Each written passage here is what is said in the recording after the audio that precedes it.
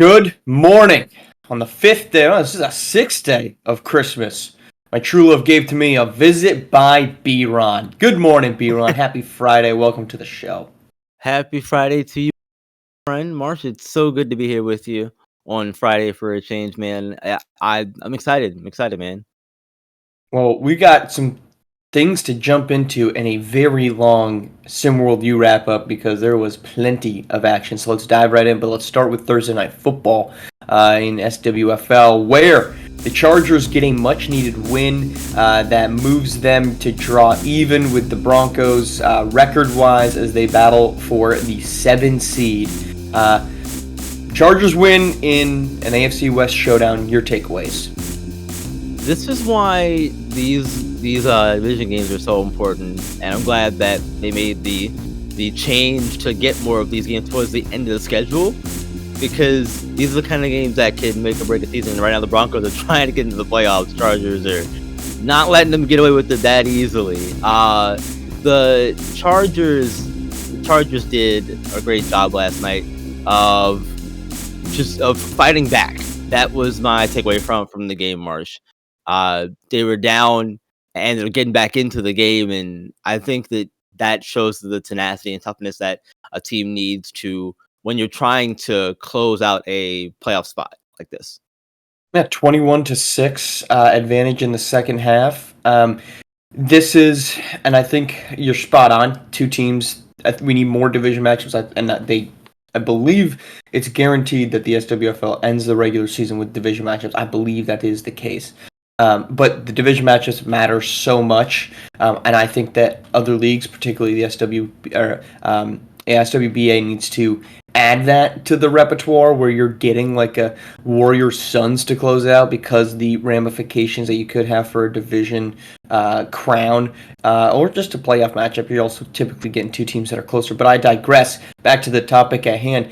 This is pretty much what I expected. I thought this was going to be a competitive game. I really like the offense that the Chargers provided. This is a team on the Los Angeles side that I think has a quarterback that's coming into his own. It's a team that's as well coached as they have probably ever been since the Norv Turner, LT, Phillip Rivers days. This is a very dangerous football team, and the resolve that you mentioned to make that comeback, because they did not look in sync in the first half. They did not look comfortable in the first half, and they stormed back to get there. To the other side, the Broncos' point, I continue to be really impressed with Bo Nix this season. 263 last night. He had a really good game. He's been surprisingly really good. I don't know why that's surprising, and I hate to throw this shot at him since he's not even on the show, but I do remember back to preseason when one J.K. Candell said that he was a fraud and was going to be a bust, and now he is a quarterback of a team that was a quarter away from being a 10-win football team as a rookie. The closing stretch, B-Ron, for the playoffs in the AFC is going to be fascinating. Baltimore at 9-5, Chargers at 9-6, Broncos at 9-6. Beginning of the season, we thought Baltimore might be the number 1 seed, and now they're going to be battling for the 7th seed. No drama not to make it, because the Colts and the Dolphins are 6-8. Yeah, and to talk about the Bo Nixon for a second, Marsh, I'm also surprised with that too, because I think a lot of times with rookie quarterbacks especially, some of them tend to get thrown into the fire, and I think Bo Nix definitely did get thrown into the fire here with his situation in Denver, but he has embraced it in every sense of the word, and this, in my opinion, hopefully spells good things for the future for the Broncos. Because when you have a quarterback who is starting off as well as he is, maybe this is a sign where you can go look elsewhere to build a team and not have to worry about a quarterback for the long term. Especially with the disaster they had last year with Russell Wilson, too. Yeah. I mean, considering he threw for 60 yards on September 29th to make them 2-2 in that atrocity of a football game against the Jets, he has been under 200 yards just once the rest of the way. All right, let's move on, where SWBA announced their Hall of Fame class, and that is going to be headlined by Carmelo Anthony and includes Dwight Howard, Marc Gasol, and Amari Stoudemire. Surprised by any of this, B-Ron? No, not really, honestly. When you look at some of the names you mentioned there, those names definitely don't surprised me, and I could see a lot of those guys getting in to the Hall of Fame, especially a guy like Dwight Howard, who I feel like I think he goes underappreciated at times by some people. I think that the guy was really dominant for a long time, especially with the Magic. Those were the years that I remember the most from Dwight Howard. So I definitely think that this isn't a surprise for me personally, Marsh. No, and to be quite honest with you, the SWBA Hall of Fame is just so anti entertaining. It's not like the SWFL Hall of Fame where it's like, okay, there's a legitimate case for a lot of guys, and the bar to get in is pretty high. Looking at this group of nominees, they're all going to get in. You know, it extends to Sue Bird, Maya Moore, Sylvia Fowles, Doc Rivers, which I do not understand how they choose head coaches. Billy Donovan is a nominee this year as well. The Miami Heat managing partner Mickey Arison, Gonzaga's Mark Few. But let's go just to the players. They're going to get in. I mean, the fact that I think that the consensus is pretty strong that Andre Iguodala is going to be a Hall of Famer says a lot about the Basketball Hall of Fame, because to me, I don't care. I have stopped caring about the Hall of Fame because it's too easy. There's too many guys that get in. When you go to the Baseball Hall of Fame, when you go to the Football Hall of Fame, these were the guys, right? These were the dudes of their generation. I'm not here to say Amari Stoudemire wasn't, but I'm not going on a short list of guys from the late 2000s. And Amari Stoudemire, Amari Stoudemire's not a great example because this is actually a really good class with Marc Gasol and Carmelo and Amari Stoudemire. Stoudemire was really good, but I think if you used him in a football context, he is fringe on the Hall of Fame. The other thing that's kind of stupid is that this is the first sentence from ESPN. Carmelo Anthony might go into the Basketball Hall of Fame twice next year because they're putting in the 2008 USA Olympic team. Why are we doing that exactly? I mean, Carmelo has already been considered the best Olympian of American basketball history, which sure, because he played the most, but why are we doing this? I just am not a fan of Basketball Hall of Fame. I don't think it carries the weight. I think it's great for the greats that get in, but for the most part, it's just tough to really get excited about it because it's more of a open door policy than it is a locked door policy. Yes, I definitely do agree with you there. When you talk about the Hall of Fame in general, you think about the best of the best, or guys who are on that on the cusp of being in that conversation, and a lot of these guys are, yeah, but some of the other names, you know, Doc Rivers, Billy Donovan, those kind of guys, I don't know, I don't see where they fit into the conversation for being Yep. in a Hall of Fame, especially not for pro basketball, especially Donovan for college, sure, Sure, but for pro 100%. basketball, Yeah. I don't know about that one. I mean, the irony, and we'll move on after this one, is the irony is that Doc Rivers, the whole stigma around Doc Rivers is that he is a great coach only because he led Boston to one championship. And now he might be a Hall of Fame coach because of that. Like, it's not as if we're sitting around here saying, put Doc Rivers right next to Pop, right next to Spo, depending on your opinion of him, next to Steve Kerr, next to Tyronn Lue as the best coaches in SWBA. Well, he's kind of falters. You kind of, yeah, you're right. I'm talking modern, but yeah, Phil Jackson.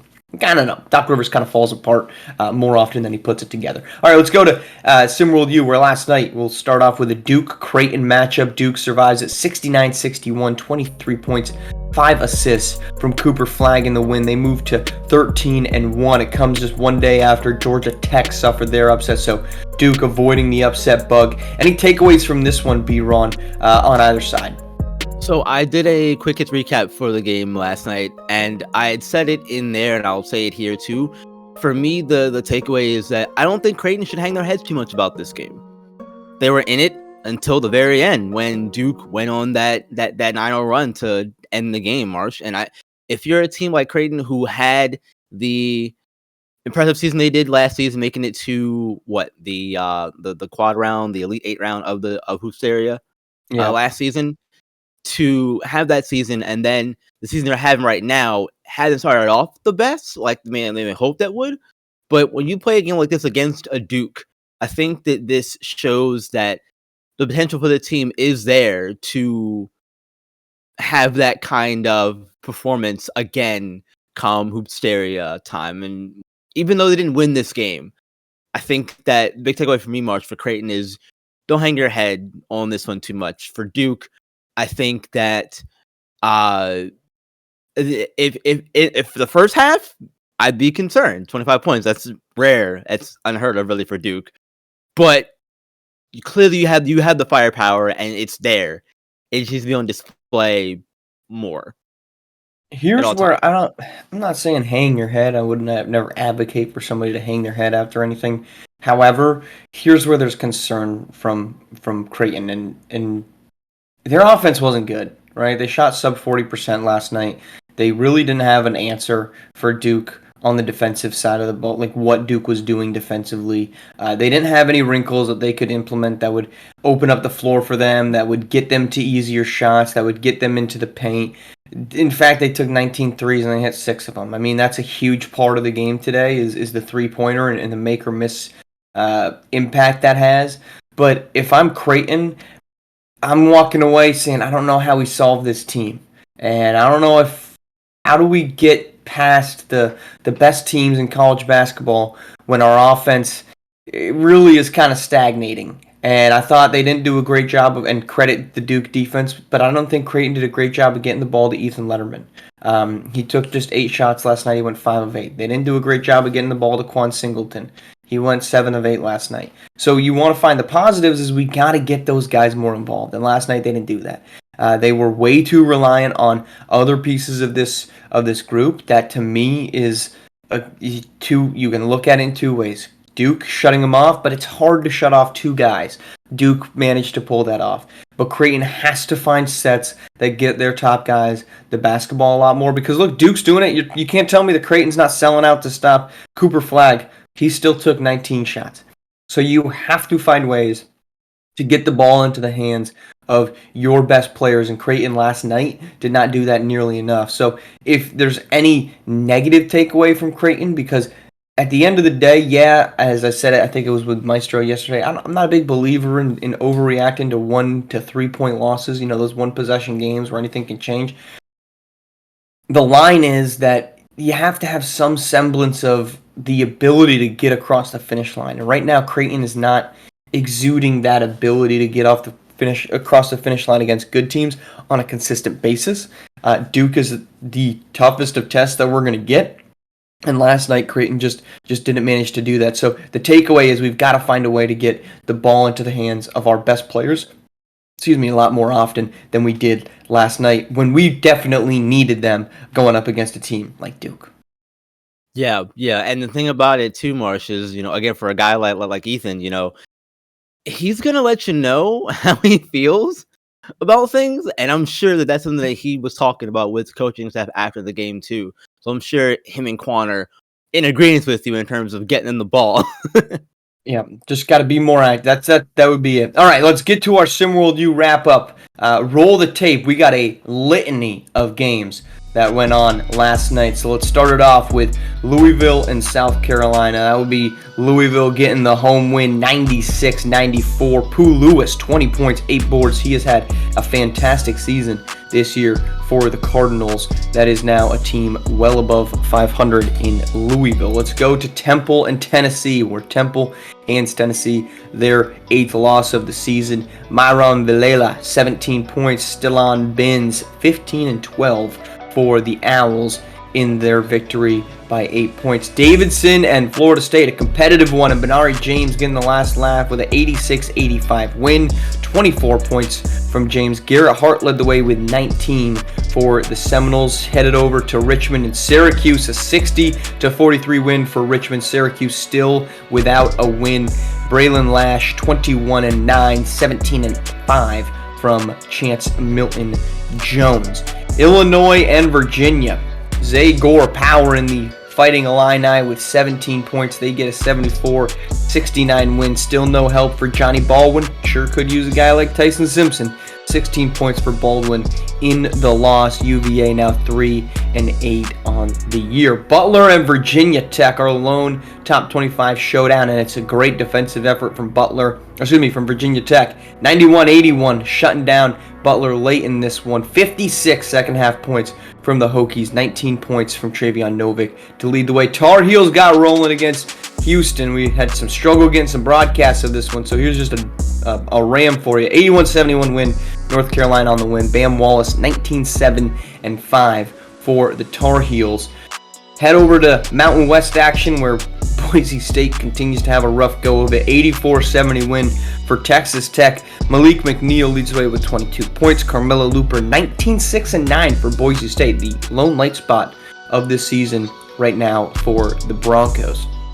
UCLA and Michigan State 105-74 win for the Bruins. Jalen Snow with 26 points, adds 3 steals, goes 11 of 14 from the floor in a big win. Michigan State falls under 500. Jai Edge 17 points. Notre Dame USC, an 84-65 win for the Trojans. Gabe Pope powering USC there with 21. Quintel Patterson 8 boards, 8 assists in the win. Georgetown keeps their good season rolling. They beat Washington 92-75. Brandon Smith, double-double, 20 and 13. Atlee Backman has 19 points in the win for the Hoyas. All right, that is our show. We remind you that I believe there is a 1 o'clock game, unless things have changed. 1 p.m. game. Well, hold on, one more time. No, I beg your pardon. No 1 o'clock game. Changing things up on you. But we're going to be coming back next week with more SimWorld U action, of course. A huge game of football. Games of football be run on Saturday. We got the first round of the college football playoffs. We got big week 16 matchups in SWFL that are going to be going down. So we'll recap all that on Monday. B-Run, thanks for coming on a Friday. It was an absolute pleasure. We will talk to you next week, and thank you to all our viewers. We'll be back talking to you next week as well on SimWorld Today on SimWorld TV. Only place you can see the game, be the game.